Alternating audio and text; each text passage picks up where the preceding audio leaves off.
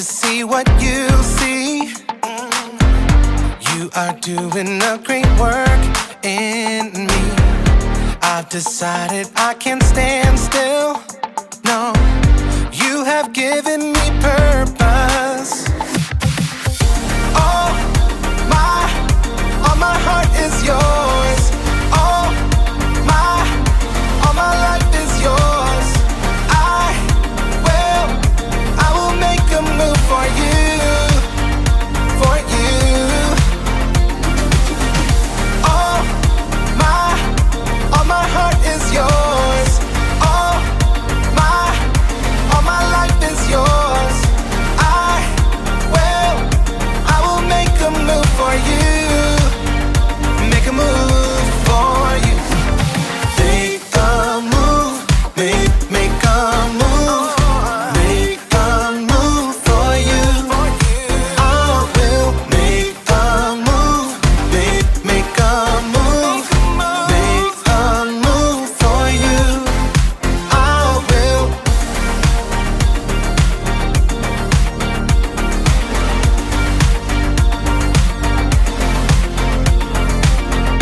I'll take up the call to serve you. You have given me a job to do. I wanna love the world just like you. Yeah, you have given me purpose.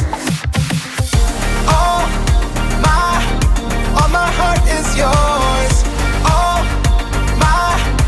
my life is yours. I will make a move for you, for you. All my heart is yours. All my life is yours. I will make a move for you. Make a move for you. Make a move, make a move, make a move for you. I will make a move, make a move, make a move for you. I will.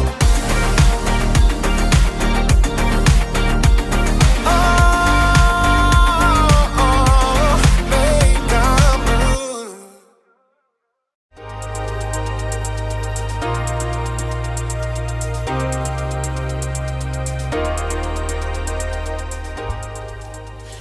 Good day, space travelers! It is I, Jacob, and I'm here to take you to the very edge of the universe, or at the very least, the very edge of initiative. Initiative is seeing what needs to be done and doing it. Initiative is very important. Too often we see what needs to be done and we don't do it, usually because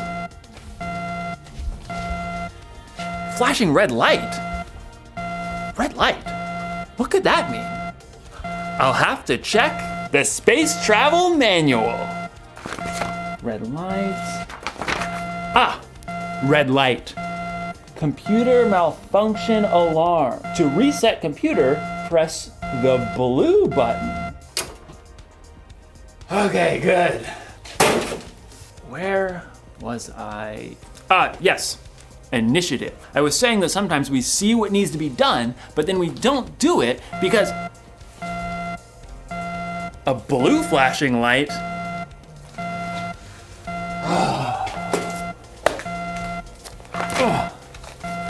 Blue light, blue light, blue light, blue light. Clogged toilets. To unclog, press the orange button. That'll do the trick. Man, it's really hard to focus around here. What I was saying was a flashing orange light? Okay.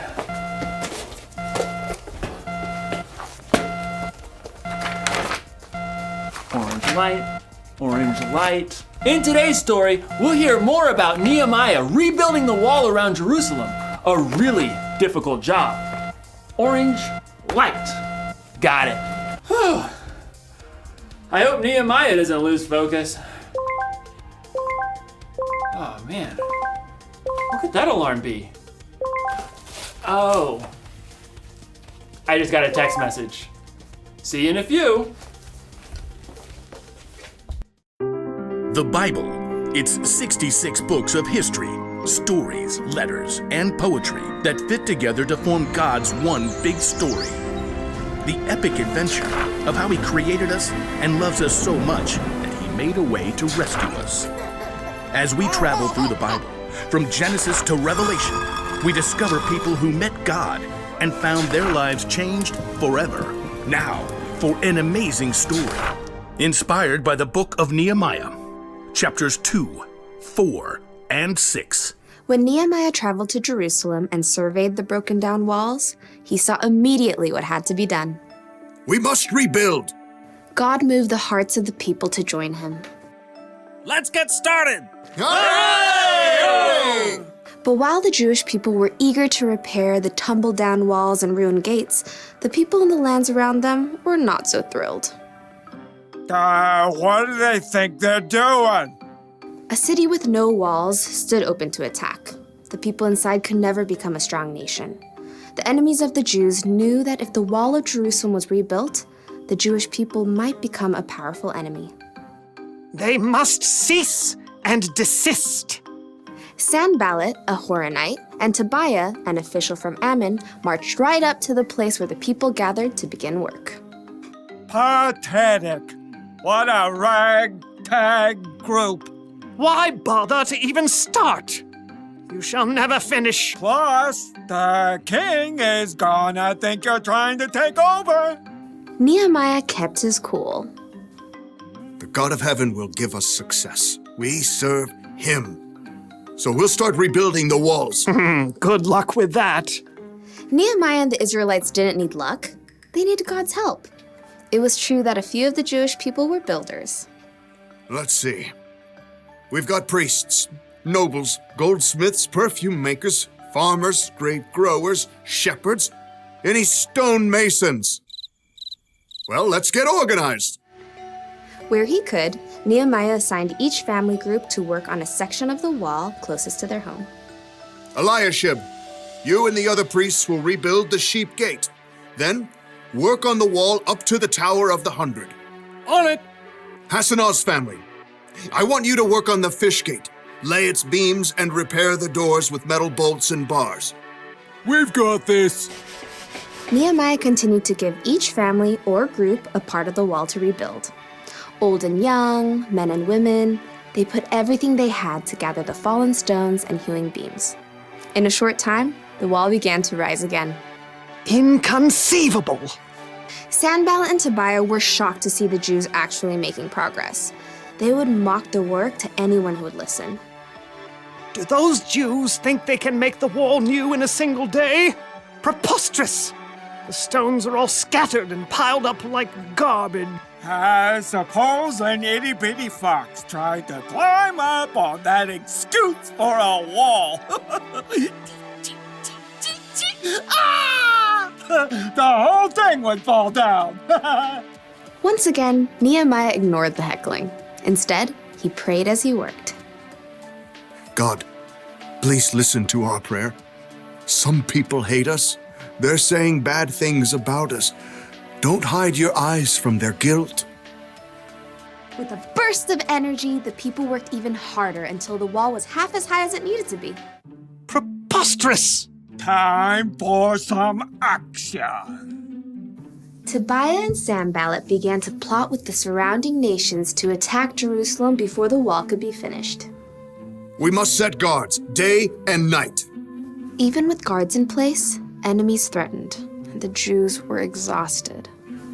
There's rubble everywhere, and our enemies say that no matter where we are, they'll attack. Nehemiah refused to be distracted. He stationed families at the weakest parts of the walls, armed with swords, spears, and bows. Don't be afraid. Fight for your families. From that day, everyone carried their weapons, even as they worked. If you hear the sound of the trumpet, run to join us. God will fight for us. Nehemiah and the Jews worked from the very first light of sunrise until the stars came out at night. At last, The wall itself was finished. It's full height. All the gaps are filled. But we can't rest yet.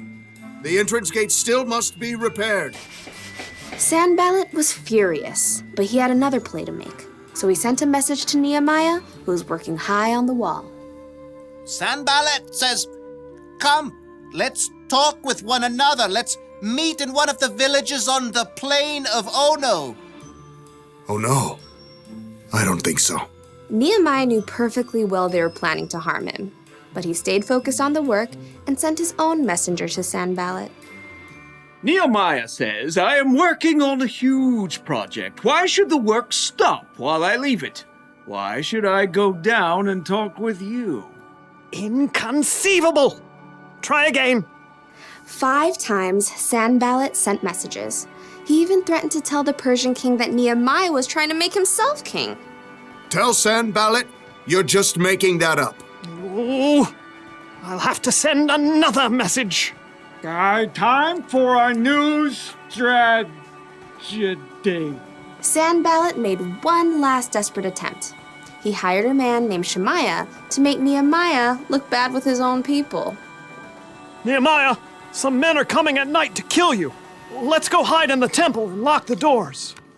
Nehemiah knew that God had not sent Shemaiah. Should a man like me run away? No, I won't go. Once again, Nehemiah saw through the tricks of his enemies. Instead of hiding away and looking foolish, he trusted God and doubled down on the work.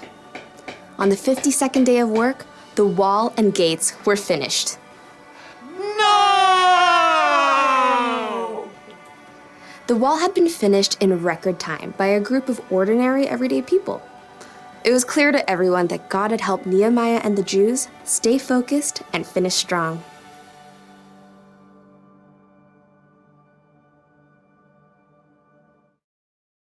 Can't talk now, gotta focus. Sorry about that. It's so easy to get distracted sometimes, isn't it? I mean, you probably don't get distracted by alarms and flashing lights, but there are a lot of things that can distract you. When you're supposed to be focusing on homework, you might get distracted by the TV or the internet. When you're supposed to be cleaning your room, you might end up playing with your toys. When you're supposed to be listening to your teacher, you're making funny faces at your friends. We get distracted by our stuff, by other people, even by our own thoughts and worries. There's so many things fighting for our focus. It can be overwhelming. I mean, look at Nehemiah. He was rebuilding the wall of Jerusalem. He had enemies on the outside and people fighting with each other on the inside. It would have been so easy for him to get distracted, but he stayed focused. I mean, look at Jesus. There were a lot of things that could have distracted Jesus from doing what he came here to do.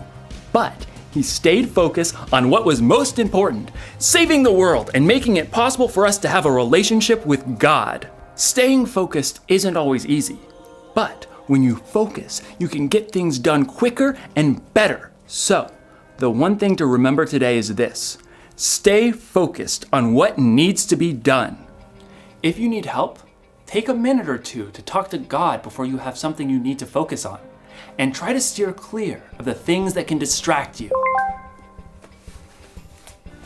I'm putting you on silent, and when in doubt, consult the Space Travel Manual, if you have one.